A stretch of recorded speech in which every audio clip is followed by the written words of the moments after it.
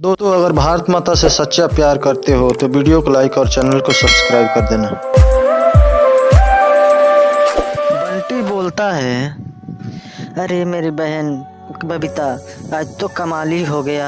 आज तो हम लोग का नींद 6 बजे खुल गया। बबीता बोलती है, अरे मेरे भाई बंटी, कैसे हम लोग का नींद नहीं खुलता। आज तो हम लोग के लिए बहुत ही खास दिन है। आज गणतंत्र दिवस है, आज रिपब्लिक डे है। तुम सच बोलती हो मेरे बहन बबीता।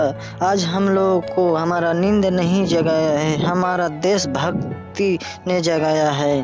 बोलो भारत माता की जय, बोलो वंदे मातरम।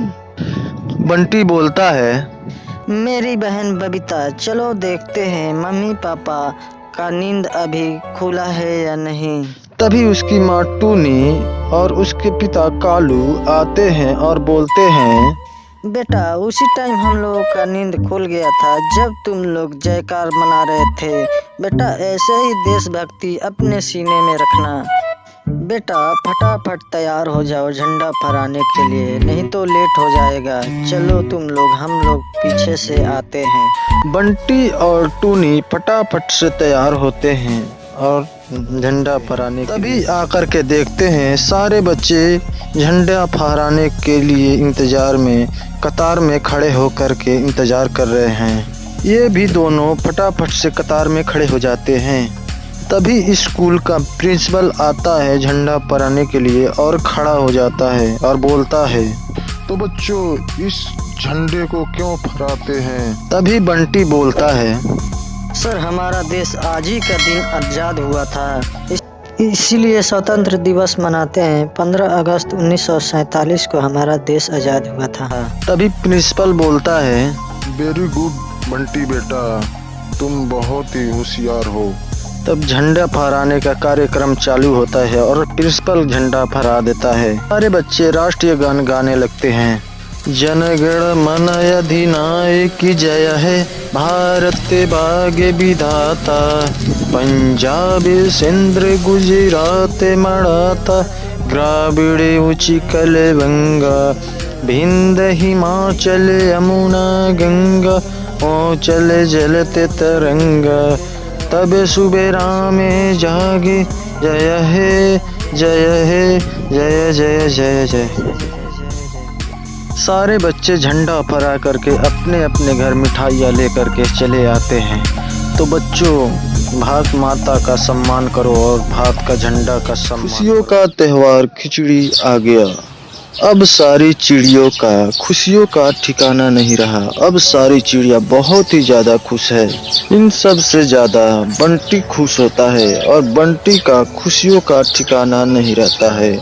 बंटी बोलता है, मैं सारी चिड़ियों के घर पे जाऊंगा और कसार और मिठाइयाँ मांग करके लाऊंगा और बहुत ही मजे से खाऊंगा। तो मजा आ गया। सारे बच्चे फील्ड में आकर के और पतंग उड़ाने लगते हैं और बहुत ही मजे से पतंग उड़ाते हैं। उन लोगों को बंटी पतंग उड़ाने नहीं जाता है और बंटी इधर चल देता है चिड़ियों के घर पे मिठाई और कसार मांगने के लिए। बंटी अभी सुष्मिता के घर पे पहुंचता है तो देखता है सुष्मिता आंटी अभी तो मिठाइयाँ बना रही थी। बंटी बोलता है, सुष्मिता आंटी, मेरे को भी कुछ मिठाइयाँ और कुछ लाई दे दो। अभी सुष्मिता बोलती है, बेटा, मैं बना ले रही हूँ मिठाइयाँ और लाई, तो मैं तुमको ला करके दे दूंगी। अभी तो बना नहीं है। बात सुनता है तो वहाँ से चल देता है। अब वहाँ से चलते चलते टूनी चिड़िया के घर के पास आता है। चिड़िया के पास जाकर के बोलता है, टूनी आंटी, मेरे को भी कुछ मिठाइयाँ और कुछ लाई दे दो। बेटा, मिठाइयाँ लाई तो बन चुका है, मगर मैं भगवान की पूजा करूँगी। पहले भगवान का प्रसाद चढ़ाऊँगी, उसके बाद मैं तुमको ला करके दे दूँगी। तो मिठाइयाँ जूठा हो जाएगा तो भगवान नाराज हो जाएंगे। बोलता है, ठीक है आंटी, मेरे को बाद में ला करके दे देना। को वहाँ पतंग सारे बच्चे उसके दोस्त उड़ा रहे थे। अब बंटी को इधर लेट हो रहा था, इसीलिए बंटी अपने दोस्त के पास पतंग उड़ाने के लिए चला जाता है। अब इधर चिड़िया सारी अपने अपने घर में पूजा करने लगती है। चिड़िया एक दूसरे के अपने अपने सहेली के घर और गांव में बांटने लगती है मिठाई एक दूसरे को। इधर अपने दोस्तों के साथ में पतंग उड़ा रहा था, तभी टूनी चिड़िया जाती है और बंटी के घर पे मिठाइयाँ और लाई दे करके चली आती है। अपने दोस्तों के साथ पतंग उड़ाकर जब घर आता है तो मिठाइयाँ और लाई देख करके बहुत ही ज्यादा खुश होता है। पिकनिक मनाती हुई चिड़ियों का परिवार। मदनपुर जंगल में टूनी चिड़िया अपनी बच्ची कविता के साथ में रहती थी। टूनी चिड़िया अपना जीवन बहुत ही हंसी खुशी से जीती थी। टूनी चिड़िया के पास जो भी मदद के लिए आता उसका बहुत ही अच्छे से मदद करती थी। टूनी चिड़िया का जीवन ऐसे ही बीतता गया। तभी अचानक एक दिन काला कौवा आता है मदद के लिए। बहन, मेरे घर पे कुछ खाने के लिए नहीं है, मेरे को कुछ मदद कर दीजिए। चिड़िया ऐसे ही एक दूसरे का मदद करती गई। जंगल में एक दिन बहुत ही बड़ा तूफान आता है और सारी चिड़ियों का घर बच जाता है। टूनी चिड़िया का घर टूट जाता है। टूनी चिड़िया के पास जो कुछ भी था वो सारे खत्म हो चुके थे। अब टूनी चिड़िया अपना जीवन इधर उधर से खाना ढूंढकर अपना गुजारा करती थी। ये बीच में 1 जनवरी आता है। सारे बच्चे अपने अपने घर से पैसा लेकर के सामान खरीदने चले जाते हैं। तभी टूनी चिड़िया का बच्ची कविता देखती है तो वो भी अपने माँ से जाकर के बोलती है, माँ, मेरे को पैसा दो, मैं भी पिकनिक मनाने जाऊंगी। सारे गांव के बच्चे पिकनिक मनाने के लिए जा रहे हैं। तभी कविता बोलती है, मेरी बच्ची, मेरे पास कहाँ कुछ है देने के लिए। माँ, मेरे को मालूम नहीं है तू कहाँ से लाएगी, मगर मेरे को चाहिए, सारे बच्चे जा रहे हैं।